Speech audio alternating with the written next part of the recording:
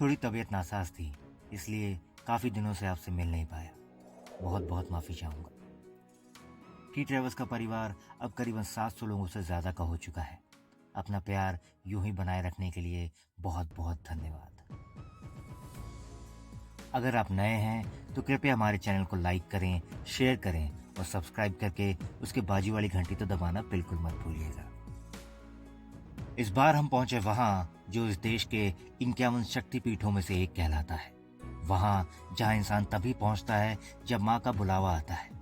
वहां जहां एक इंसान को अमृत का वरदान मिला था, मैहर। जी हाँ, इस जगह को मैहर क्यों कहा जाता है, इसके पीछे एक कहानी है। महाराज दक्ष, उनकी पुत्री सती और स्वयं महादेव से जुड़ी हुई वो कहानी हम आपको आगे सुनाते हैं। फिलहाल आइए आपको लेके चलते हैं मंदिर की तरफ। मंदिर परिसर में करीबन 1 किलोमीटर आपको पैदल चलना पड़ता है सीढ़ियों तक पहुंचने के लिए। इस 1 किलोमीटर में आपको प्रसाद, फल फूल आदि सब मिल जाएगा, इसलिए बाहर से खरीदने की तवज्जो मत उठाइएगा। ये भाई साहब हमारे पीछे पड़ गए थे, इसलिए यहाँ ये आपको हमारे आगे आगे ही दिखेंगे। फिर हम पहुंचते हैं एक द्वार की तरफ, जहां से करीबन 100 मीटर बाद सीढ़ियों की चढ़ाई शुरू होती है। करीबन 1063 सीढ़ियों की चढ़ाई। जब हम यहाँ पहुंचे तो थकान तो बिल्कुल नहीं थी, इसलिए फैसला ये किया कि जाएंगे तो सीढ़ियों से ही, वो भी बिना रुके और बिना थके। लेकिन कुछ ही सीढ़ियां चढ़ने के बाद सांस जरा फूल सी गई थी, इसलिए रफ्तार जरूर थोड़ा धीरे हो गई, लेकिन हम रुके नहीं।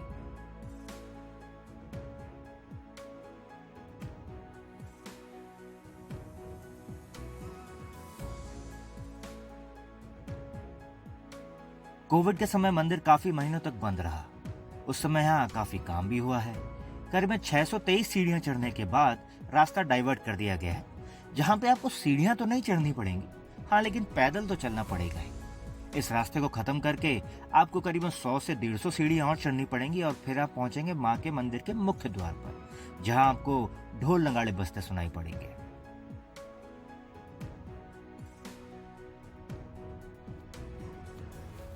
जय माँ शारदा।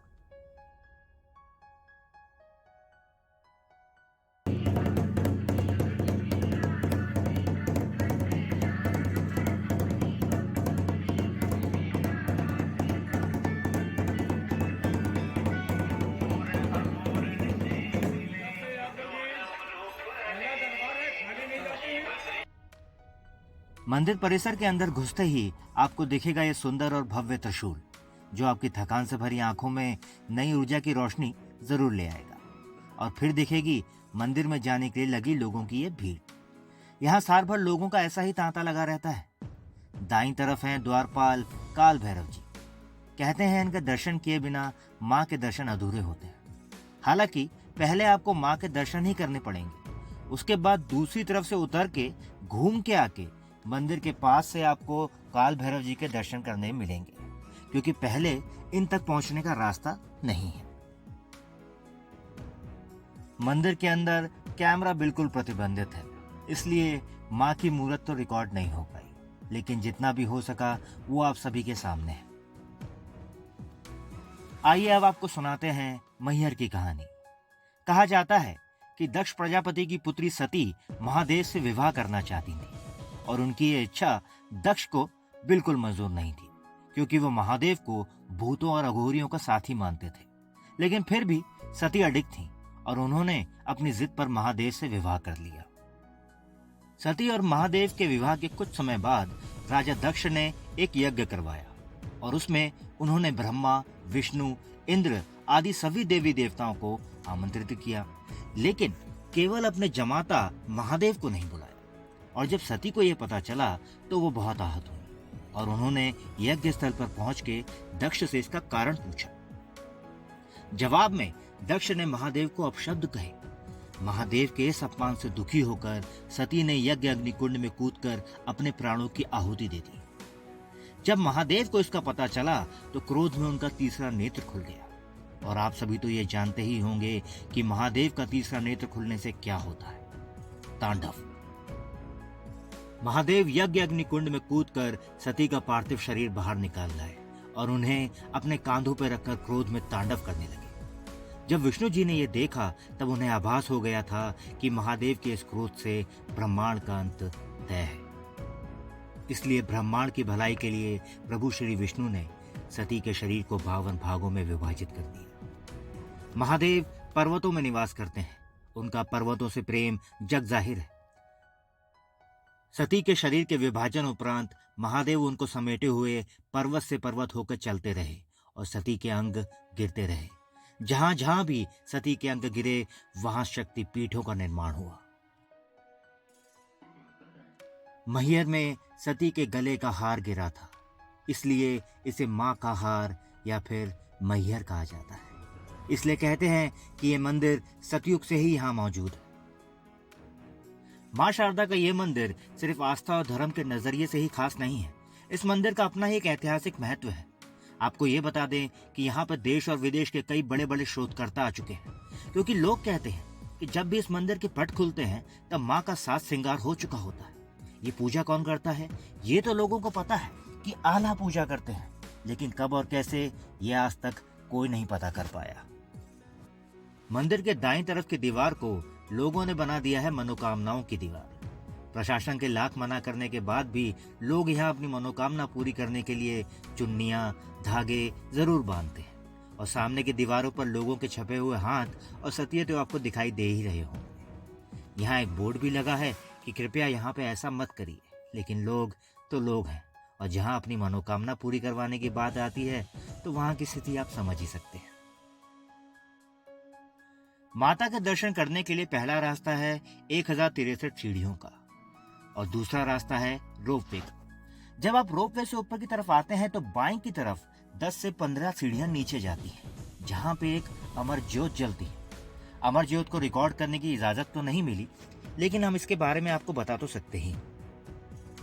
यहाँ सामने की तरफ एक छोटा सा दरवाजा दिखेगा आपको, वहीं अंदर जाके ठीक बाईं तरफ आपको अमर ज्योत के दर्शन होंगे। एक रहस्यमयी कहानी यह है कि यहाँ पे एक गुप्त दरवाजा है जिसे खोलना इंसानों के बस की बात नहीं है। उस दरवाजे के पीछे एक सुरंग है जो कि नीचे जाती है आला उदल के मंदिर तक। मंदिर परिसर में कुछ बच्चे भी खेलते हुए नजर आए। अब बच्चे तो बच्चे होते हैं, हैरानी तब होती है जब सीढ़ियां चढ़ते वक्त आपकी सांस फूल जाती है और आप खड़े होकर सांस लेते हैं, और उस वक्त आपको बच्चे घोड़े की रफ्तार से सीढ़ियां चढ़ते हुए दिखाई देते हैं। मंदिर में एक हवन कुंड भी मौजूद है, जहाँ पे एक छोटी सी धनराशि देके आप आपका मनचाहा हवन करवा सकते हैं। जब आप मंदिर से नीचे का नजारा देखते हैं तो मन बड़ा प्रफुल्लित हो उठता है, लेकिन जैसे ही नजरें थोड़ा और नीचे जाती हैं, उन जगहों पर जहां इंसान पहुंच सकता है, वहां आपको दिखती है इंसानी गंदगी। बाकी सब तो ठीक है, लेकिन जब यहाँ टूथपेस्ट और साबुन जैसी चीजें फेंकी हुई दिखती हैं, तब कहीं ना कहीं गुस्सा जरूर आता है। हमने मंदिर में बहुत समय बिताया और फिर बढ़ चले वापस नीचे की ओर। सीढ़ियों से नीचे उतरते समय आपको दिखेगा आला उदल का मंदिर और उसके पीछे का तालाब। जैसा कि हमने आपको बताया कि आला उदल की एक हैरत अंगेज कहानी इस मंदिर से जुड़ी हुई है। यह तालाब भी उसी का हिस्सा है। नीचे उतरते वक्त एक वृद्ध पर्वत की परिक्रमा करते दिखाई दिए। अब हमारे कदम भी अपने आप बढ़ चले इस त्रिकुट पर्वत की परिक्रमा करने के लिए। इस परिक्रमा को करने में हमको करीबन 15 से 20 मिनट का समय लगा। धूप इतनी थी कि सड़क बुरी तरह से तप रही थी। परिक्रमा करते करते पैरों में छाले पड़ गए थे, लेकिन जब मन में ठान लिया था तो परिक्रमा तो करनी ही थी। परिक्रमा करके हमको करीबन 10 मिनट लगे नीचे उतरने में, और नीचे उतरकर अपनी गाड़ी लेके हम बढ़ चले आला उदल के मंदिर की तरफ। करीबन 2.5-3 किलोमीटर जंगलों के रास्तों से होते हुए हम पहुंचे आला उदल के मंदिर। आला और उदल की कहानी बड़ी दिलचस्प है। जी हाँ, आला उदल नहीं, आला और उदल, ये दो अलग अलग व्यक्ति हैं। हाँ, लेकिन सगे भाई।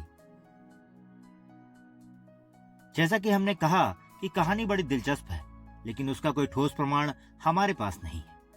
लोग कहते हैं कि आला के सपने में मां शारदा आई थी और उन्होंने कहा कि जो अपना बलिदान देगा उसे अमरता का वरदान मिलेगा। जी हाँ, माँ शारदा के इस मंदिर में बलि की रीत सदियों से चली आ रही है और वो आखिर में यहाँ किसी राजा ने बंद करवाई थी। बलि पशुओं की, इंसानों की नहीं। जब आला को यह सपना आया तो उन्होंने लोगों से कहा, और लोग तो आखिर लोग होते हैं। उन्होंने आला का मजाक उड़ाया। वही आला जो 13.5 फीट के कहलाते हैं, वही आला जो आज 964 साल के हैं, वही आला जिन्होंने पृथ्वीराज सिंह को युद्ध में हराया था, वो भी अकेले। अब ललकारोगे तो वीर अपनी वीरता दिखाएगा ही। चले आए आला और उदल अपना सब कुछ छोड़कर माँ शारदा की तलाश में, और कलयुग में सबसे पहले आला ने ही माँ शारदा की इस मूर्त को ढूंढा था। यह है आला उदल का तालाब। आला यहाँ स्नान करके ही जाते हैं माँ की पूजा करने के लिए। अगर आप कभी मैहर आते हैं तो यहाँ जरूर आइएगा, क्योंकि कहा जाता है कि माँ शारदा के इस परम भक्त के दर्शन के बिना माँ के दर्शन अधूरे कहलाते हैं। फिर हम बढ़े आला और उदल के अखाड़े की तरफ। यहाँ पे एक मनोकामना शिवलिंग मौजूद है और कहते हैं कि इनकी स्थापना आला ने ही की थी। जब हमने अखाड़ा देखा तो अचंभित से हो गए, क्योंकि जब हम यहाँ से निकले थे करीबन 2 घंटा पहले आला उदल के मंदिर के लिए, तब भी ये साधु यहीं खड़े थे, और जब हम लौटे तब भी। फिर पता चला कि ये संत 24 घंटे 12 महीने सिर्फ यहीं खड़े रहते हैं। लेकिन क्यों? मन में यह सवाल जरूर उठा, क्योंकि ये वही जगह है जहां माँ शारदा ने आला को अमरता का वरदान दिया था, जहां माता प्रकट हुई थी। लोग कहते हैं कि तपस्या से हार कर आला ने नवरात्रों के पहले दिन अपना सर धड़ से अलग कर दिया था। 7 दिन तक उनका सर और धड़ इसी भूमि पे पड़े रहे, और अष्टमी के दिन माता प्रकट हुई थी, यहीं पे जहां ये साधु खड़े हैं, और आला को अमरता का वरदान दिया था। उदल को 100 हाथियों के बल का वरदान मिला था, लेकिन फिर भी किसी अनजान युद्ध में वो मारे गए। लेकिन आला 964 साल के होके भी आज सिर्फ और सिर्फ माँ की पूजा में ही लगे हैं। इस भूमि पे माता प्रकट हुई थी, इसलिए लोग यहाँ पे अपनी मनोकामना मांगते हुए दिखते हैं। लोग तो ये भी कहते हैं कि यहाँ पे स्वयं हनुमान प्रकट हुए थे आला और उदल को कुश्ती के दांव पेच सिखाने के लिए। चलिए अब मिलते हैं आपसे अगले वीडियो में। जय मां शारदा।